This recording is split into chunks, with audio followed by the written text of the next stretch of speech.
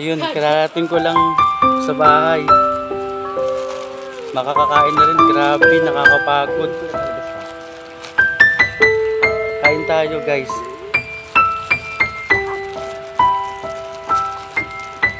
Ay paano?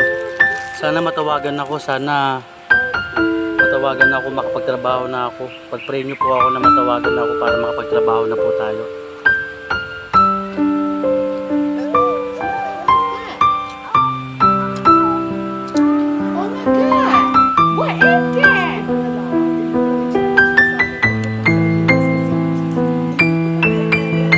Pray niyo ako guys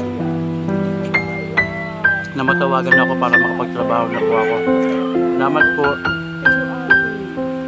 Hello po guys, thankful na naman tayo kasi nakaraos tayo. Meron na naman akong kain dito. Maga na tayo ng ulam. Asin.